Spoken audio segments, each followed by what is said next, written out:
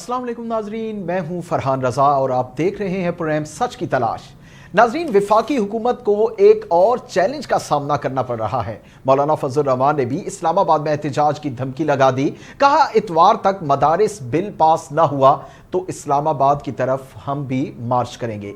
विफाक में कानूनी और आईनी हुकूमत नहीं, ये जबरदस्ती वाली हुकूमत है। दीनी मदारिस बिल मंजूर ना होने पर हम इस्लामाबाद में एहतजाज के लिए संजीदा हैं, ताहम मुकम्मल मौक़िफ़ इतवार को पेश करेंगे। सवाबी में गुफ्तगू करते हुए मौलाना फजल रहमान ने कहा कि दीनी मदारिस बिल के हवाले से 26वीं आईनी तरमीम से कबल नवाज शरीफ और सदर ममलिकत आसिफ अली जरदारी के साथ इस हवाले से तफसीली नशिस्त हुई थी।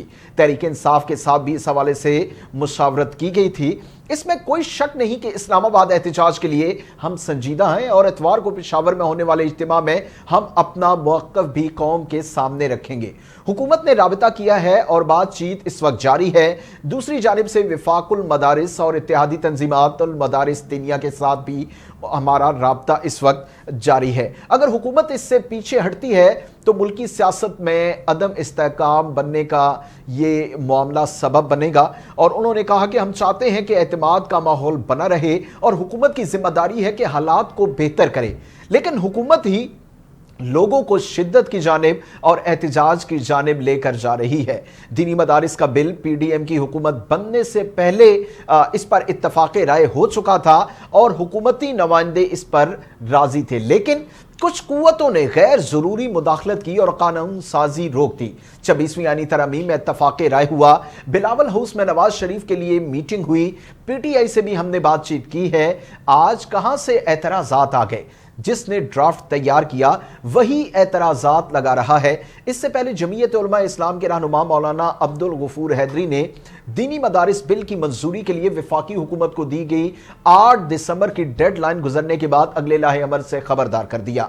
जेयूआई के जनरल सेक्रेटरी मौलाना अब्दुल गफूर हैदरी ने खबरदार किया कि 8 दिसंबर तक दीनी मदारिस से मुतल्लिक बिल मंजूर न किया गया तो इस्लामाबाद का रुख करेंगे। मौलाना अब्दुल गफूर हैदरी ने कहा कि इस बात का इदराक है कि मुल्क इस वक्त ऐसी किसी चीज का मुतहम्मिल नहीं हो सकता, लेकिन हम मजहबी लोग हैं, नहीं चाहते कि इस्लामाबाद की तरफ मार्च करें, लेकिन हमारी मजबूरी है। उन्होंने मजीद कहा कि यह जमीयत इस्लाम और विफाकुल मदारिस का नहीं बल्कि तमाम तंजीमात मदारिस का बिल है। दीनी मदारिस से मुतल्लिक बिल असम्बली से मंजूरी के बाद सदर आसिफ अली जरदारी के पास तौसीक के लिए पहुंचा था, ताहम उन्होंने बिल वापस भिजवा दिया, जिस पर सरबराह जेयूआई मौलाना फजल रहमान ने भी सदर ममलिकत आसिफ अली जरदारी से कुछ नाला दिखाई देते हैं। और जेयूआई के रहनुमा हमदुल्ला भी कह चुके कि सदर आसिफ अली जरदारी ने दीनी मदारिस की रजिस्ट्रेशन से मुतल्लिक बिल पर दस्तखत ना करके तबले जंग बचा दिया है। उधर वजीर आजम शहबाज शरीफ और जेयूआई सरबराह मौलाना फजल रहमान के दरमियान टेलीफोनिक राबिता हुआ, जिससे मौलाना फजल रहमान ने वजीर आजम को मदारिस रजिस्ट्रेशन बिल पर अपने तहफ़्फ़ुज़ात से आगाह किया है। तो नाजरीन, आज हम इस पर बात करेंगे और गुफ्तगू करेंगे कि इस वक्त हुकूमती मौक़िफ़ क्या है और उसके साथ जेयूआई जो कि एक सख्त स्टांस रखती है, अपना सख्त मौक़िफ़ पेश किया बिल के हवाले से। हमारे साथ मौजूद हैं इस वक्त हाजी गुलाम अली, एक्स गवर्नर हैं और सीनियर रहनुमा हैं जेयूआईएफ के। हाजी साहब, बहुत शुक्रिया आपके वक्त का।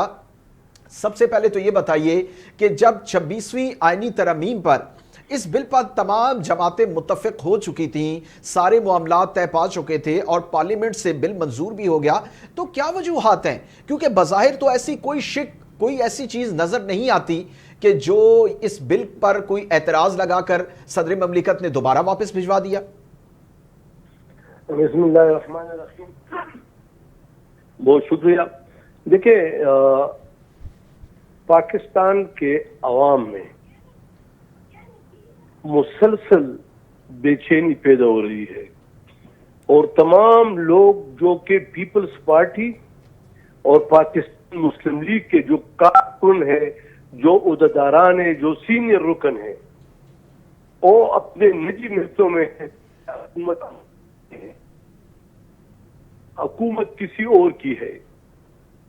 अब ये फैसला पीपल पार्टी को करना है, पाकिस्तान मुस्लिम लीग को करना है कि जब दोनों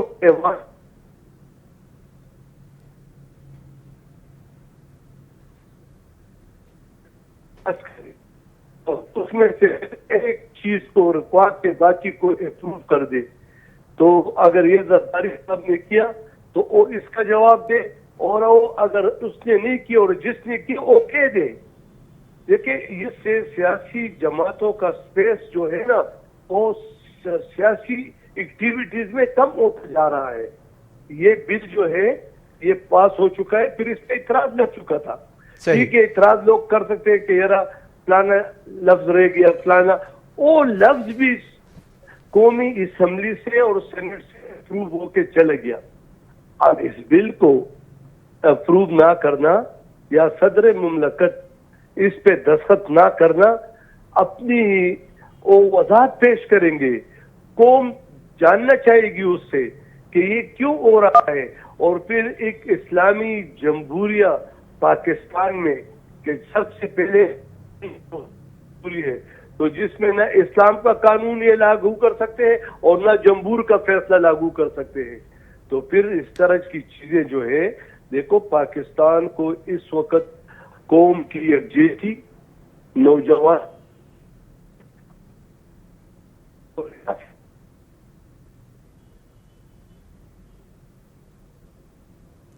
غالباً کوئی ٹیکنیکل ایشو آ رہا ہے, شاید ہماری بات ٹھیک طرح سے جو ہے وہ حاجی صاحب کی بات جو ہے وہ کنوے نہیں ہو رہی. ناظرین کوشش کرتے ہیں کہ دوبارہ سے کانٹیکٹ کریں اور دوبارہ سے رابطہ بحال کرنے کی کوشش کریں. آپ کو بتائیں کہ حافظ حمداللہ صاحب نے بھی اس حوالے سے بڑا سخت بیان دیا. ان کا یہ کہنا تھا کہ صدر مملکت آصف علی زرداری نے اگر اس بل پر دستخط نہ کر کے طبلِ جنگ بجا دیا ہے.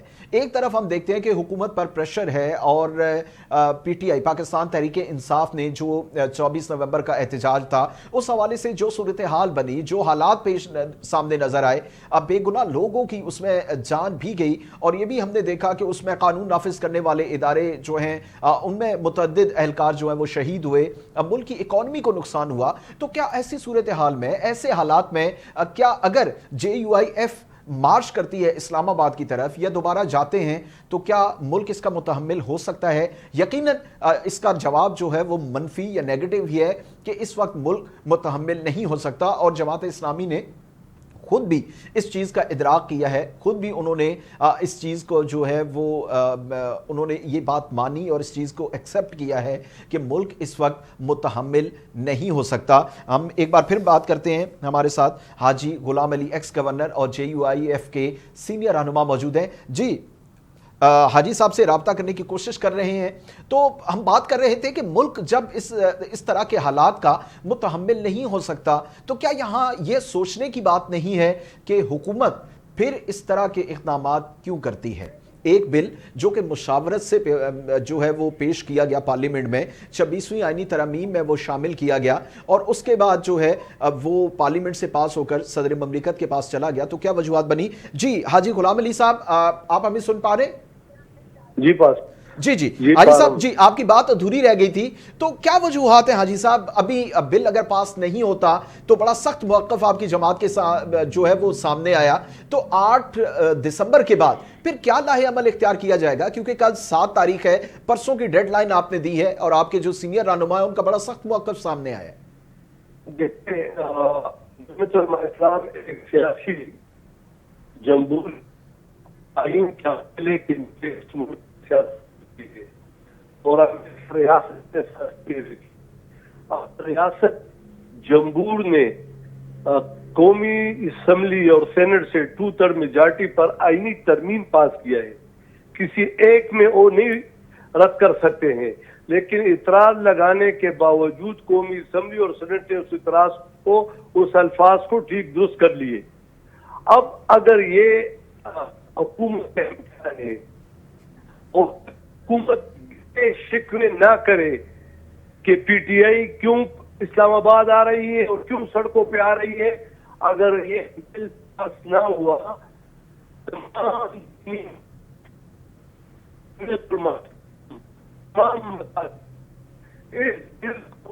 اسی منظور کرا کے دیں تو شکڑ ہو جائے گا کہ ہمیشہ اپنے قانون بنانے کے لیے بھی احتجاج کرنا پڑے گا اور زور دکھانا پڑے گا, چونکہ ہم اس کے حامی نہیں ہیں. اور اس وقت پاکستان اس کا متحمل بھی نہیں ہو سکتا ہے.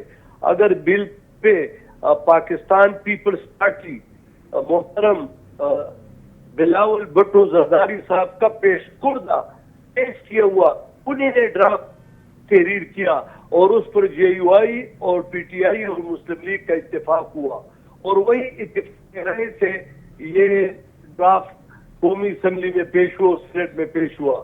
اب اگر یہ اتنی کمزور حکومت ہے اور اگر پریزیڈنسی اتنی کمزور ہے تو پھر ان کو یہاں بیٹھنے کی ضرورت کیا ہے؟ صحیح. پھر تو دیکھو بات تو ٹھیک ہے کہ پھر جمہور کو اختیار دیا جائے اور اثر الیکشن کیا جائے اور آزادانہ, منصفانہ, غیر جانبدارانہ الیکشن کیا جائے تاکہ وہ قوم اور ملک کے لیے فیصلے کر سکے. یہ تو پیپلز پارٹی اور مسلم لیگ کے لیے بہت بڑا امتحان ہے. محترم آصف بلاول بھٹو زرداری صاحب نے یہ کھل کر کہا ہے کہ میں اس میں جے یو آئی کا ساتھ دوں گا, لیکن یہ میری ذاتی رائے ہے کہ بلاول بھٹو زرداری صاحب جے یو آئی کا ساتھ دے یا نہ دے, انہوں نے جو متفقہ ڈرافٹ قومی اسمبلی سے پاس کیا وہ اس کا ساتھ دے اور اس کی لاج رکھ کر اس پہ دستخط کرے. یہ بہت ہی غیر مناسب الفاظ ہے کہ ہم کہتے ہیں کہ بھائی یہ دستخط کیوں نہیں ہو رہے. یہ خود پریزیڈنسی کے لیے, وزیر اعظم کے لیے, اسمبلی کے لیے, سینٹ کے لیے ایک سوالیہ نشان ہے کہ کیا یہ کون روکتا ہے اور اس میں کیا بات ہے. ہم اگر ایک چھوٹی سی کمپنی بناتے ہیں بزنس کے لیے, پارٹنرشپ فارم, تو وہ بھی ہمیں کہتے ہیں کہ رجسٹریشن کرے تاکہ ملک میں پتہ لگے کہ کتنی کمپنیاں کام کر رہی ہے. میرے خیال میں یہ ریاست کے لیے ضروری ہے کہ یہ پتہ لگے کہ کتنے مدارس ہیں اور صوبوں میں اور کتنے ضلع میں اور کہاں کہاں پہ ہے.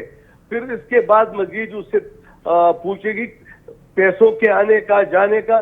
تو اب قانون میں اپنے آپ کو لانے کی کوشش کر رہے ہیں, لیکن اگر یہ اس خداداد اسلامی جمہوریہ پاکستان میں مدارس جو کہ دنیا میں اور خاص کر پاکستان میں دینی علوم کو پھیلا رہے ہیں اور اس کے لیے قانون سازی اگر اس سے پاس ہو کر وہ دوبارہ دستخط نہیں کیا جاتا تو کیا یہ کیا کام ہے ہمیں نہیں, ان لوگوں کے لیے جو بندوق اٹھا کر جے یو آئی کورٹ کی ذریعے کیوں کام کرے, کورٹ کے ذریعے لائیں گے. اور ہم نے بندوق والوں کو ڈرا, انہوں نے حملے بھی کیے, ہمارے کارکنوں کو بھی شہید کیا, ہمارے علماء کرام کو بھی شہید کیا. پاکستان کو ہمیں جمعیت علماء اسلام کو میڈل دینا چاہیے تھا کہ ہم آئین اور ریاست کے ساتھ کھڑے ہیں, لیکن انتہائی افسوس ہے ہمارے اسمبلی سے پاس کردہ بل اگر منظور نہ ہو پھر کیا کریں. اچھا حاجی غلام علی صاحب, اب یہ بتائیں, جیسا کہ آپ کے سینئر رہنما بھی اس بات کو جو ہے وہ مان چکے ہیں اور یہ ایک حقیقت بھی ہے کہ اس وقت اگر آپ کی جانب سے کوئی ایکسٹریم قدم اٹھایا جاتا ہے, کوئی جو ہے وہ سنجیدہ بہت شدت پسندانہ قسم کا کوئی ایسا قدم اٹھایا جاتا ہے تو حکومت اس کی متحمل نہیں ہو سکتی اور نہ ہی یہ ملک اس کا متحمل ہو سکتا ہے. لیکن حکومت کو کیا مسئلہ اس میں کیا ہے؟ کیونکہ ہم نے دیکھا کہ 24 نومبر کا جو احتجاج کیا گیا پی ٹی آئی کی جانب سے, اس میں حکومت نے مختلف آراء ہیں, مختلف باتیں ہو رہی ہیں, لیکن جو بھی ہے چاہے وہ قانون نافذ کرنے والے اداروں کی جان گئی یا کوئی کارکن اس میں اپنی جان سے گئے تو کچھ بھی ہوا, لیکن ظاہر انسانی جان ہے. اس کے بعد جو اکانومی کو نقصان پہنچتا ہے, جو ملک کے حالات اور جو پوری دنیا میں ایک میسج آتا ہے وہ کوئی پازیٹیو نہیں ہے. تو اب حکومت اس کی متحمل نہیں ہو سکتی, لیکن وجہ کیا ہے کہ یہ ساری چیزیں ہونے کے باوجود ابھی تک یہ سوچ یا یہ چیز حکومت سمجھ نہیں پا رہی. حالانکہ پاکستان پیپلز پارٹی جو ہے وہ آپ سے رابطے میں کل ہی بلاول بھٹو صاحب نے ملاقات بھی کی, یقین دہانیاں بھی کروائیں, تو ابھی تک یہ معاملہ جو کتوں ہے.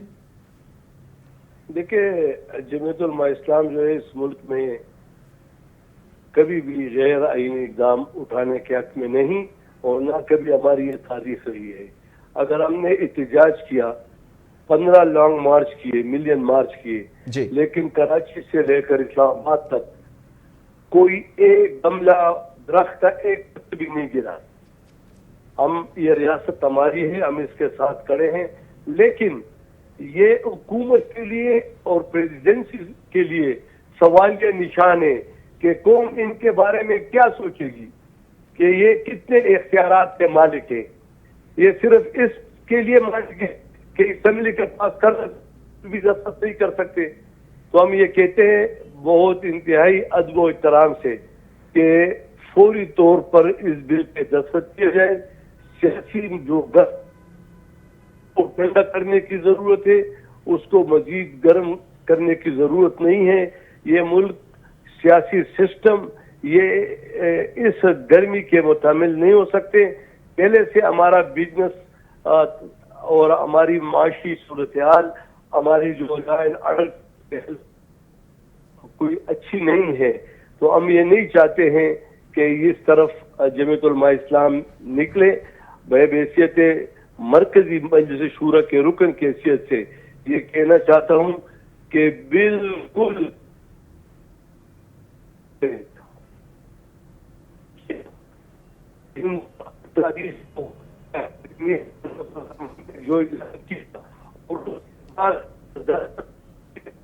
تو پھر یہ ایک روایات اوروں کے لیے بھی بن جائے گی کہ بھائی احتجاج کرو, جلسے کرو اور اس سے کام بنے گا. صحیح. اس کے تائق نہیں. ہم کہتے ہیں کہ ملک آئین اور قانون کے دائرے میں چلے. اسمبلی نے ایک چیز پاس کی ہے تو کسی کو یہ طاقت کچھ نہیں چاہیے کہ اسمبلی کے پاس کرنا بل جو ہے وہ رکوا سکے. بالکل, یہ تو ایک بات بالکل اٹل حقیقت ہے کہ اسمبلی سے اگر ایک بل پاس ہو گیا تو ڈیفینیٹلی اگر اس پہ کوئی ٹیکنیکل کوئی کسی قسم کا کوئی ایشو نہ ہو تو وہ بل پاس ہونا چاہیے. اور ظاہر ہے ہم نے دیکھا کہ پیپلز پارٹی نے اس حوالے سے مذاکرات کیے اور پیپلز پارٹی نے جو ہے وہ اپنا ایک اہم رول بھی ادا کیا جب 26ویں آئینی ترمیم پیش ہو رہی تھی, اور مولانا فضل الرحمان نے وہاں پر ایک مرکزی حیثیت سے جو ہے وہ اس میں رول ادا کیا. ہمارے ساتھ تھے حاجی غلام علی, ایکس گورنر اور JUIF کے سینئر رہنما. آپ کا بہت شکریہ. ناظرین, یہاں پر سوچنے کی ایک بات یہ ہے کہ اگر پاکستان کی سیاسی عدم استحکام کی بات کی جائے تو پچھلے تقریباً جب سے الیکشن ہوئے ہیں اس وقت سے پاکستان کی صورتحال کوئی زیادہ جو ہے وہ پازیٹیو یا مثبت نہیں ہے. پوری دنیا میں ایک اچھا امیج نہیں جا رہا, اور پاکستان کے جو مسائل ہیں جس میں اکانومی ہے, معیشت کے مسائل ہیں, وہ بڑی مشکل سے کچھ بہتری کی جانب جا رہے ہیں. اور اس کے علاوہ جو پاکستان میں سیاسی عدم استحکام ہے وہ اس چیز کا متحمل نہیں ہو سکتا کہ بار بار جو سیاسی جماعتیں ہیں وہ سیاسی جماعتیں آ کر جو ہیں وہ مرکز پہ یا حکومت کے ساتھ جو ہے وہ احتجاج کریں یا کوئی ایکسٹریم قدم اٹھائیں. یقیناً اس میں ملک کا نقصان ہے. اس وقت ہمیں جوائن کیا ہے جماعت اسلامی کی مرکزی قیادت سینئر رہنما اور مرکزی امیر ایکس جماعت اسلامی سراج الحق صاحب نے. بہت شکریہ سراج الحق صاحب آپ کے وقت کا. سب سے پہلے تو سراج الحق صاحب یہ بتائیے کہ اس وقت جو ملکی حالات آپ کو نظر آ رہے ہیں, PTI نے جو احتجاجی مارچ کیا اس کے بعد جو صورتحال بنی, ابھی تک وہ معاملات تھمے نہیں ہیں. وہ صورتحال جو ہے وہ کافی سنگین ہو گئی تھی, دونوں جانب سے مختلف الزامات بھی ہمارے سامنے ہیں. لیکن اس کے بعد اب ایک اور ایشو ابھرتا ہوا نظر آ رہا ہے JUIF اور حکومت کے درمیان, جو کہ بل کے حوالے سے تھا اور اس مدارس کی رجسٹریشن کے حوالے سے. اس پر ابھی تک صدر مملکت نے دستخط نہیں کیے. اس کی کیا وجوہات ہیں یہ بھی سامنے ابھی تک اس طرح سے نہیں آ سکی. تو کیا سمجھتے ہیں کہ پیپلز پارٹی اور حکومت ان تمام تر صورتحال میں ان سچویشنز کو ہینڈل نہیں کر پا رہی؟ بسم اللہ الرحمن الرحیم. ہم نے تو جب سے ہوش سنبھالا ہے یہی ایک فقرہ سنتے ہیں, حکمرانوں سے بھی, اپوزیشن سے بھی, عام آدمی سے بھی, دانا بینا اور جان دیدہ ہر آدمی یہ حالات خراب ہے.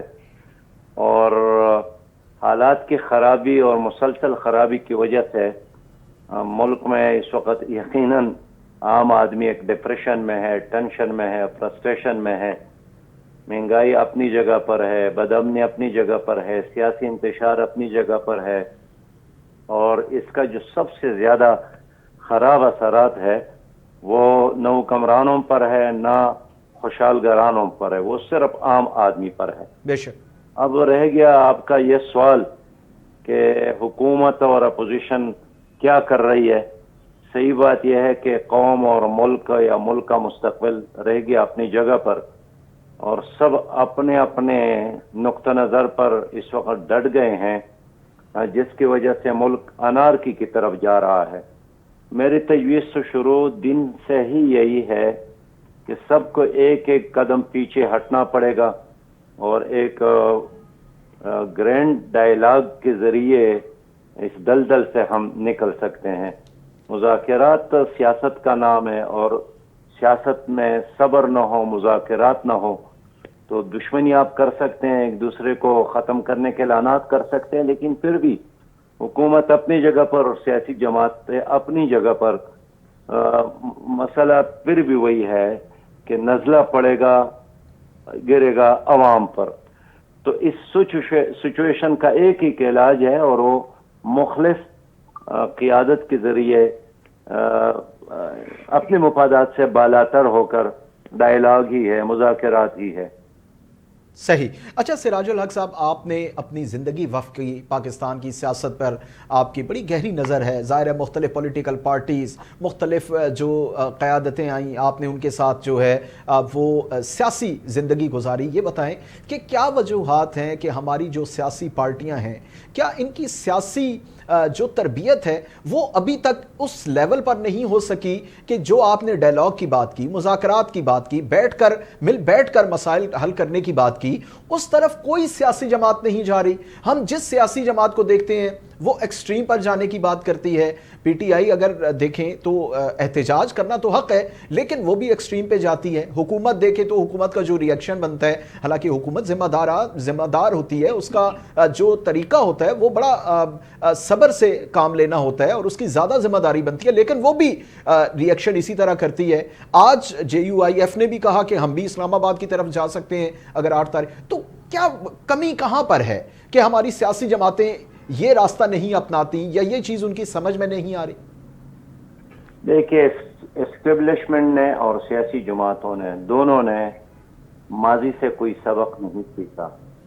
آپ کو یاد ہوگا کہ 70 کے الیکشن میں پیپلز پارٹی اور شیخ مجیب الرحمان کی عوامی لیگ نے ایک دوسرے کو قبول نہیں کیا، سپیس نہیں دیا۔ نتیجہ کیا نکلا؟ پاکستان ٹوٹ گیا۔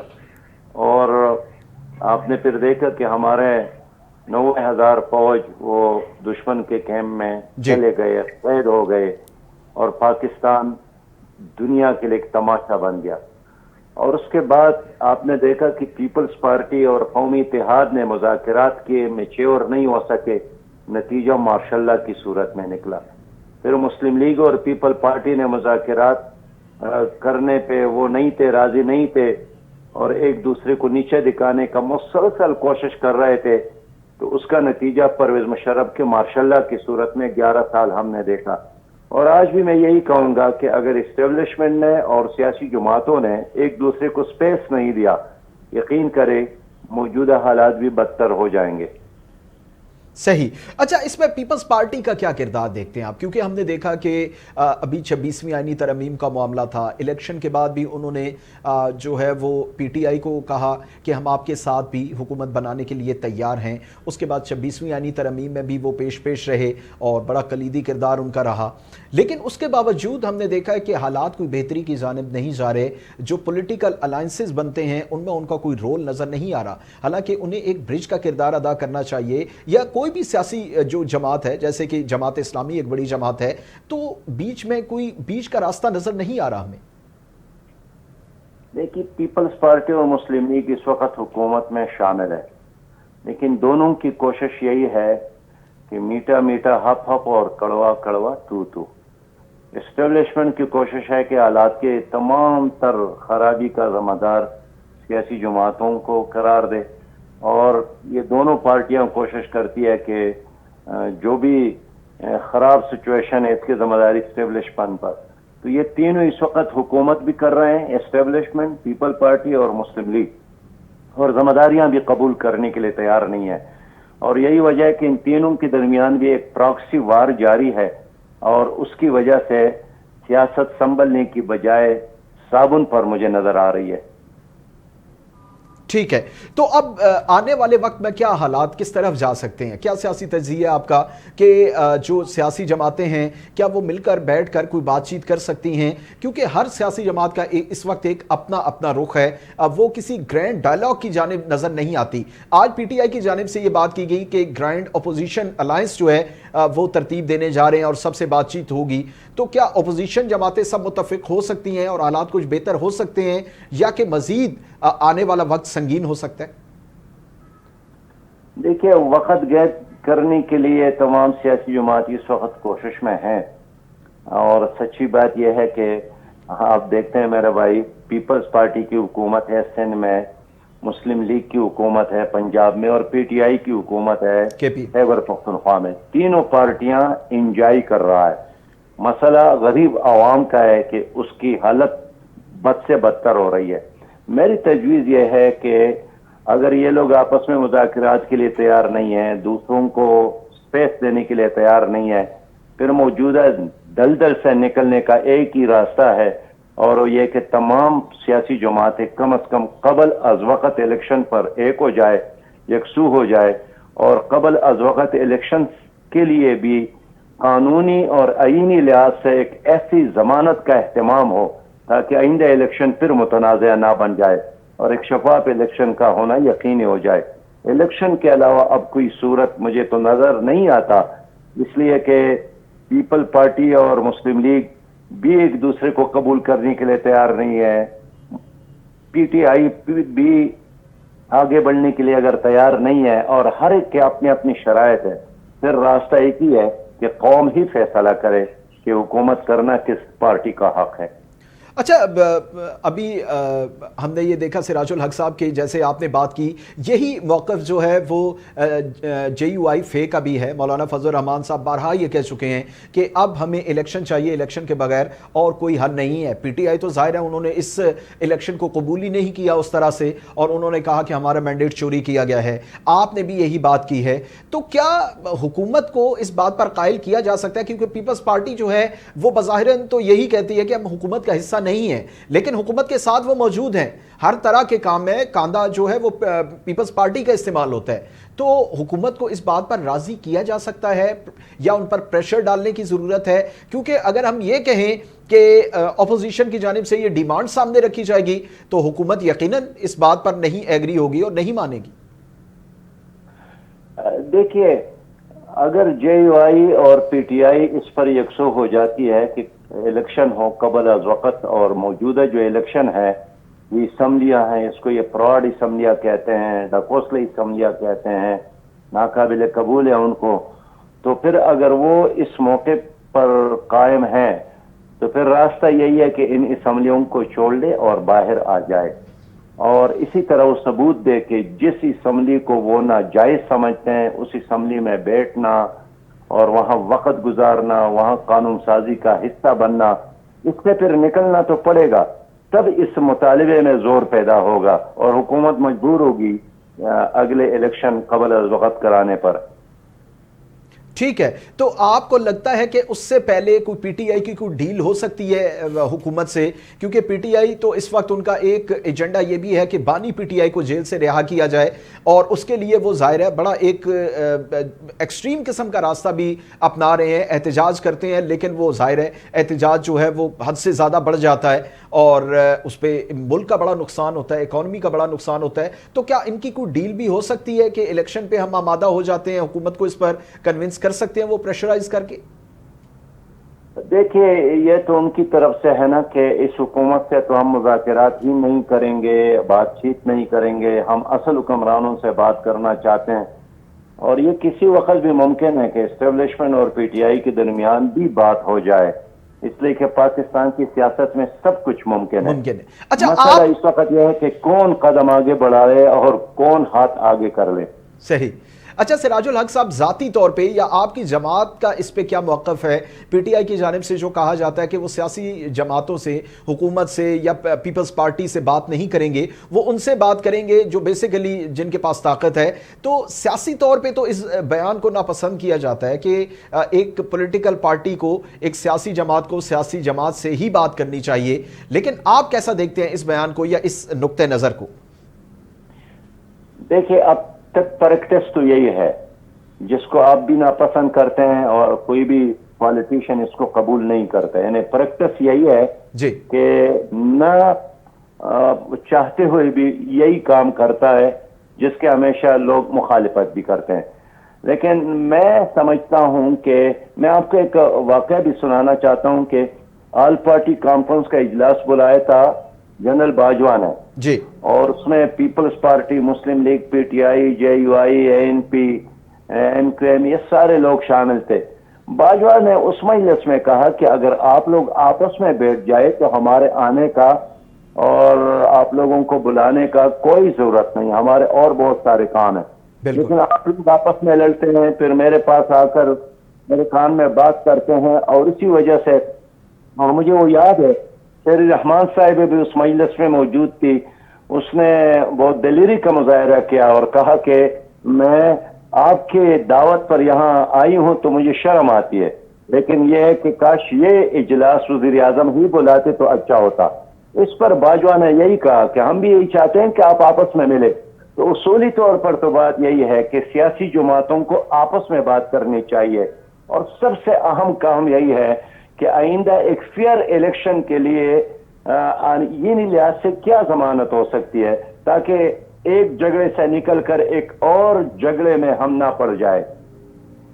بالکل ایسے ہی ہے سراج الحق صاحب، کیونکہ اگر ان حالات میں الیکشن ہوتے ہیں جیسا کہ ابھی آپ نے کہا پی ٹی آئی کی یہی ڈیمانڈ ہے، تو مجھے نہیں لگتا کہ الیکشن کے نتائج کو خوش دلی سے تسلیم کیا جائے، کیونکہ ہمارے یہاں تو پریکٹس یہی بن چکی ہے کہ الیکشن ہوتا ہے یا تو الیکشن رگ ہو جاتا ہے، الیکشن میں دھاندلی اس قدر کی جاتی ہے کہ جو اصل شکل ہوتی ہے الیکشن کی وہی تبدیل ہو جاتی ہے، یا پھر اسے قبول نہیں کیا جاتا، اور دوسری جماعتوں کی جانب سے جو ہے الزامات لگائے جاتے ہیں کہ بھائی الیکشن میں دھاندلی ہوئی ہے. تو اس کا حل تو یہ ہے کہ سب سے پہلے ایک پولیٹیکل الائنس ہو یا ایک پولیٹیکل ڈائلاگ ہو تاکہ تمام جماعتیں وہاں پر بیٹھ کر بات چیت کریں. تو جماعت اسلامی اس میں اپنا کیا رول ادا کر سکتی ہے، کیا بات کر سکتی ہے؟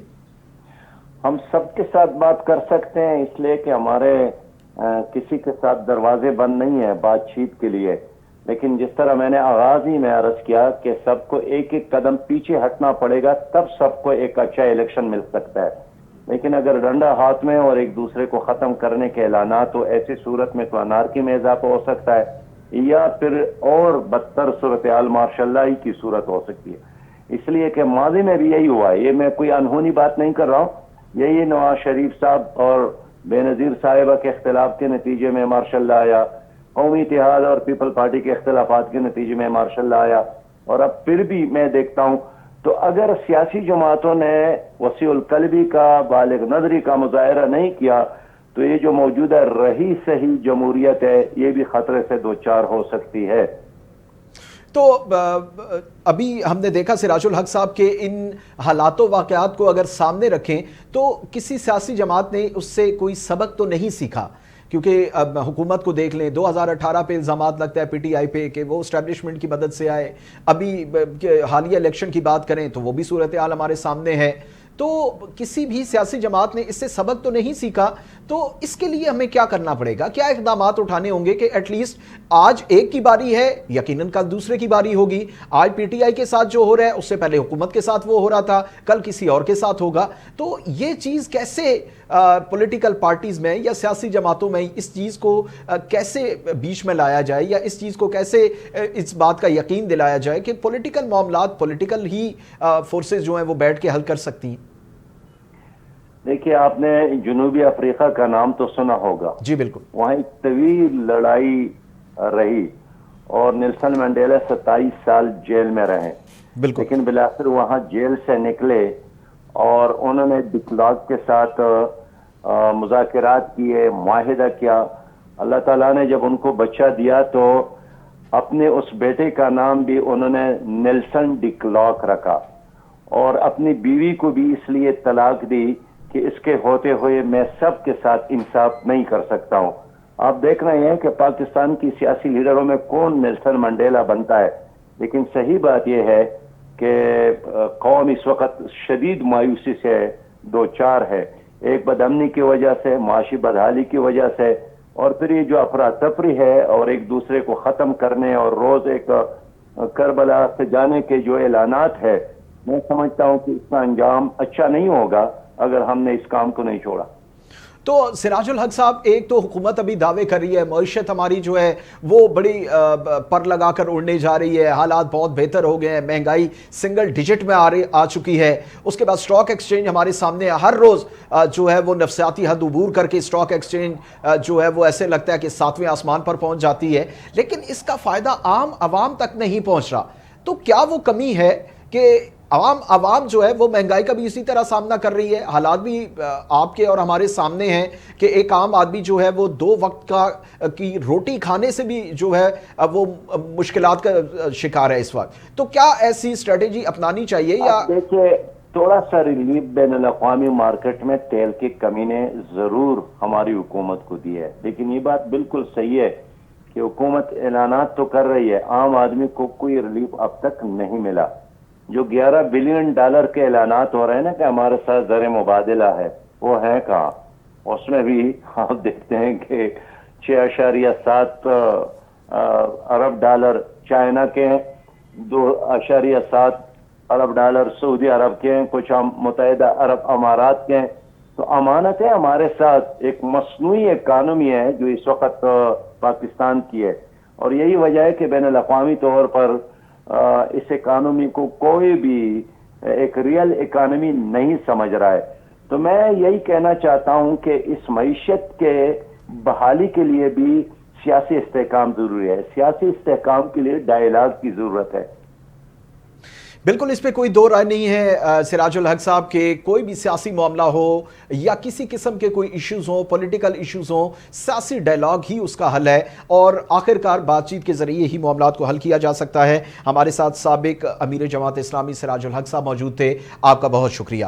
ناظرین، ملک کے حالات کی طرف اگر دیکھا جائے تو سب سے بڑا اس وقت امن و امان کا جو ایشو ہے وہ ہم سب کے سامنے ہے. اگر KPK کی بات کی جائے، بلوچستان کی بات کی جائے، تو آئے روز ہم نے دیکھا کہ قانون نافذ کرنے والے ادارے، ہمارے سیکیورٹی فورسز کے اہلکار اپنی جانوں کا نذرانہ پیش کر رہے ہیں. لیکن اس کے ساتھ ساتھ ہمارے ملک میں یہ ایک افسوسناک بات ہے کہ جو سیاسی عدم استحکام ہے وہ بھی بڑھتا جا رہا ہے. اگر ہم بات کریں اس وقت حکومت کی، تو حکومت بھی اس طریقے سے ان چیزوں کو ہینڈل نہیں کر پا رہی، ایک سیاسی تدبر کا مظاہرہ نہیں کر رہی. اور PTI جو ہے انہوں نے 24 نومبر کے دھرنے کی جو بھی ساری صورتحال بنی وہ ہم سب کے سامنے ہے کہ کس طریقے سے اس دھرنے کو جو ہے وہ آگے بڑھایا گیا.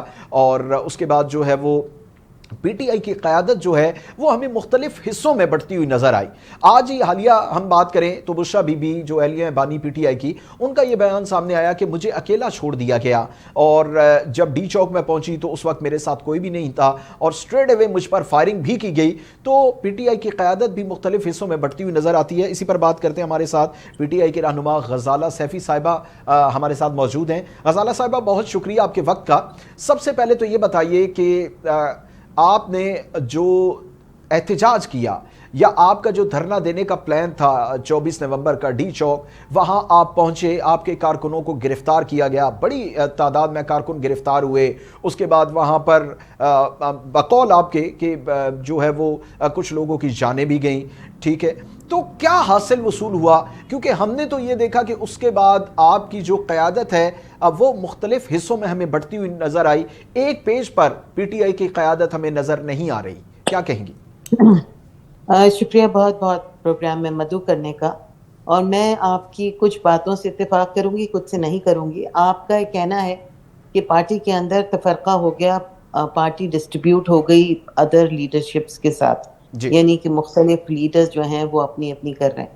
صرف مجھے یہ بتائیے کہ اگر ایک نہتے جو لوگ ہیں KPK سے آتے ہیں احتجاج کرنے کے لیے، انہیں روکا جاتا ہے اور پھر اس کے بعد صبح سے بلکہ 3 دن پہلے سے ٹیلی فونز کیوں بند کر دیے گئے؟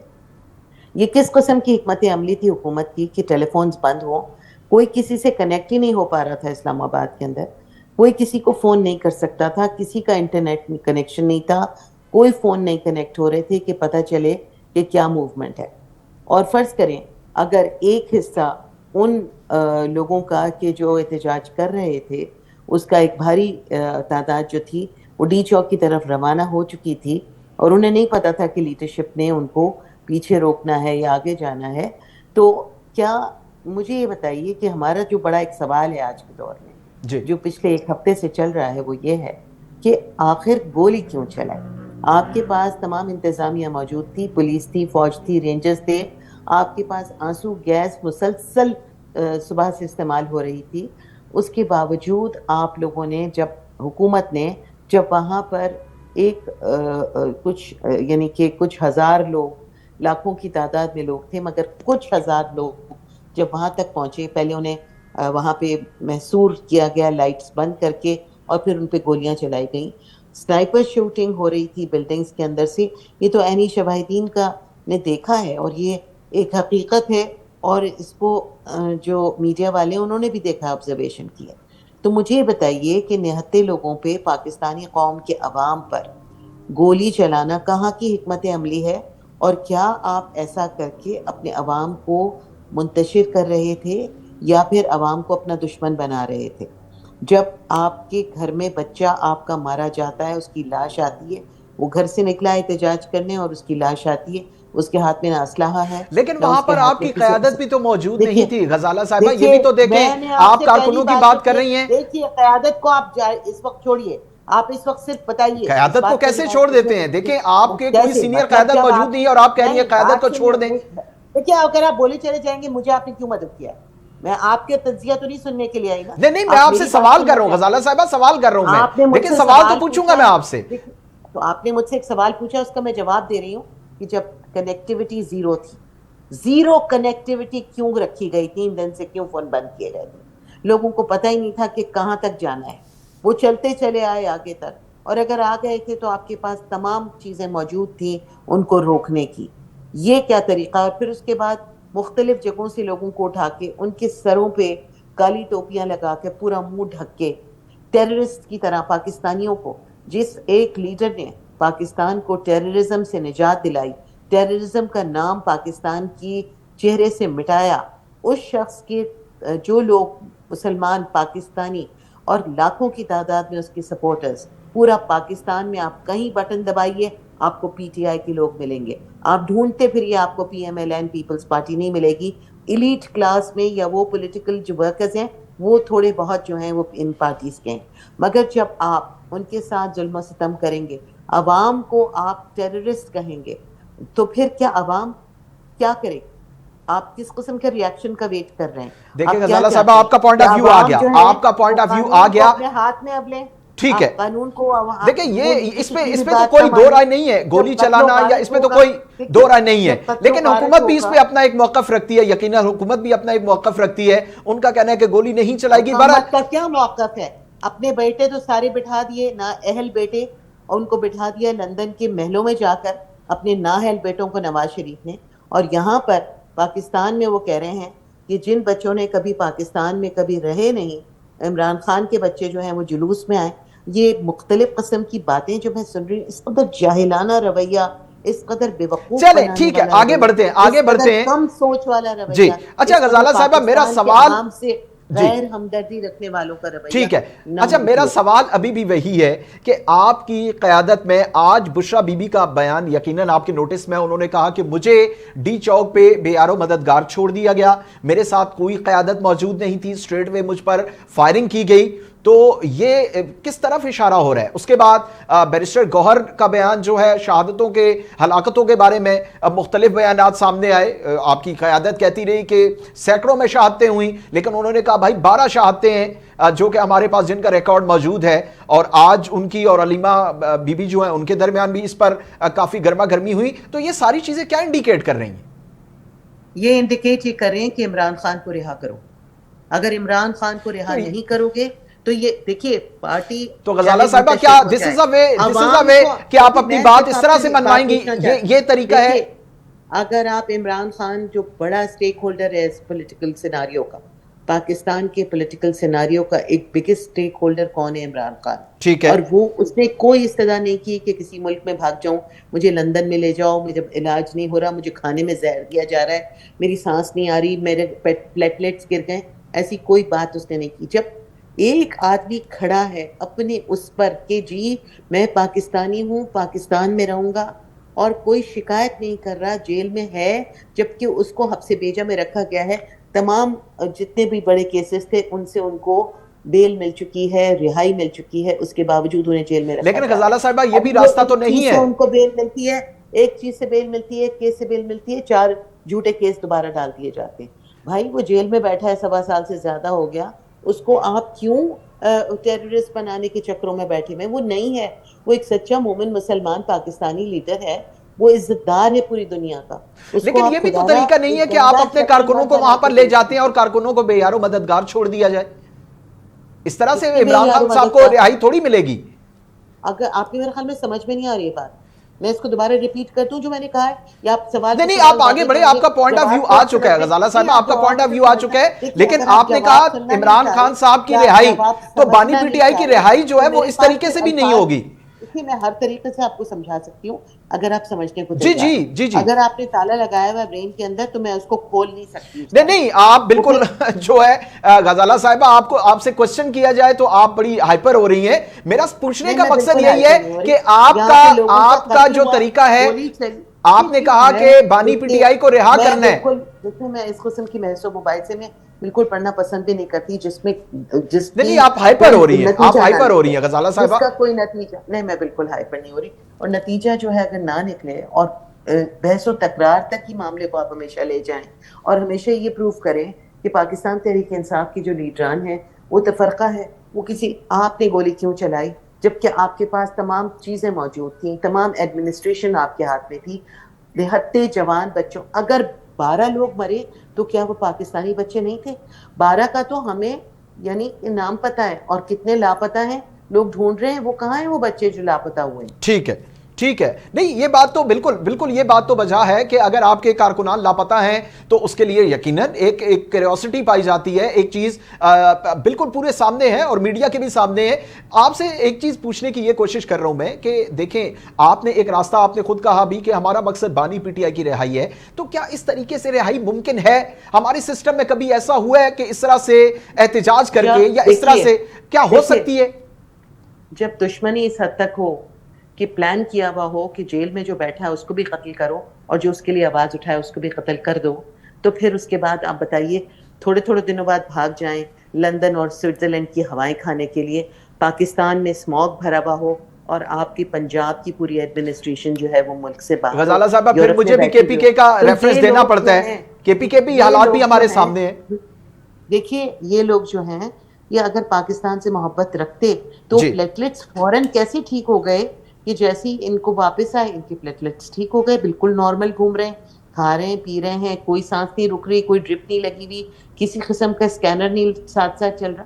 تو یہ آپ جھوٹ پہ مبنی جو لوگ ہیں وہ سچے, جھوٹ اور سچ کی تو آپ کو پتہ ہے ہمیشہ ہی ایک کلیش رہا ہے, اور جھوٹ اور سچ کبھی بھی ایک نہیں ہوئے. اچھا آج ٹھیک ہے ہمارا ٹائم غزالہ صاحبہ ٹائم ہمارے پاس بالکل ختم ہونے والا ہے. آخری آپ کا پوائنٹ آف ویو میں چاہوں گا کہ آج جو بیان آیا ہے بانی پی ٹی آئی کی جانب سے, علیمہ خانم صاحبہ نے یہ کہا کہ اگر اس منتھ میں خان صاحب کی رہائی نہیں ہوتی تو ہم سول نافرمانی کی طرف جائیں گے. ایک اور اعلان آج سامنے آ گیا. یہ دیکھیے آپ یہ سول نافرمانی نہیں ہے, ہیومن رائٹس کی ہیوملیشن نہیں کی کہ جب لوگوں کو گولیاں چلا کے مار دیا گیا. سول رائٹس کیا ہوتے ہیں, سیوک رائٹس کیا ہوتے ہیں؟ کیا یہ ہوتے ہیں کہ کوئی بھی آواز اٹھائے تو اسے گولی سے اڑا دو؟ یہ کیا ایسی ڈیموکریٹک گورنمنٹس ہوتی ہیں؟ ڈیموکریٹک گورنمنٹس میں کیا احتجاج کرنا منع ہے؟ کیوں احتجاج کرنا منع ہے؟ زبان بندی کیوں ہوتی ہے؟ زبان بندی اس دور میں ہوتی ہے جہاں پر فاشزم ہو, جہاں پہ ڈکٹیٹرشپ ہو. زبان بندی ڈیموکریٹک سسٹم کا رویہ نہیں. آپ ابھی دیکھیے کوریا میں کیا ہوا ہے, وہاں پہ دنیا نکل آئی اور اگینسٹ مارشل لاء. تو اگر یہاں پہ پاکستان میں ہمیں ہمارے حقوق کے لیے بات کرنا, آواز اٹھانا منع ہے, نہیں آواز اٹھانا بات کرنا بالکل منع نہیں ہوتا, لیکن ہر چیز کا ایک قانون موجود ہے. قانون کے دائرے میں رہ کر آپ احتجاج بھی کر سکتے ہیں, آپ بات چیت بھی کر سکتے ہیں. قانون کی تو دھجیاں اڑائی ہیں اس حکومت نے, قانون کو بخیے اڑائے انہوں نے قانون کی. قانون کا ان کے لحاظ کیا ہے؟ قانون وہی راج چلنا چاہتا ہے جو یہ ہے بادشاہت کے دور میں رہنا. ٹھیک ہے ہمارا وقت ختم ہو گیا غزالہ سیفی صاحبہ. نیکسٹ کسی پروگرام میں اس پر ڈیٹیل سے آپ سے بات کریں گے. ناظرین آج کے پروگرام سے اتنا ہی, اور جاتے جاتے آپ سے یہ عرض کریں کہ آواز اٹھانا, احتجاج کرنا ہر سیاسی جماعت کا, ہر پاکستانی کا حق ہے, لیکن ہر چیز کے لیے قانون موجود ہیں، لمٹس موجود ہیں. اگر آپ قانون سے بالا تر ہو کر کوئی بھی احتجاج کریں گے، اپنی آواز بلند کریں گے، تو یقیناً وہ انگریزی کا محاورہ ہے کہ access of every thing is a bad. ضرورت سے زیادہ ہر چیز آپ کے لیے ہارمفل ہو جاتی ہے. اجازت دیجیے، آج کے پروگرام سے اتنا ہی. اللہ نے کے بعد.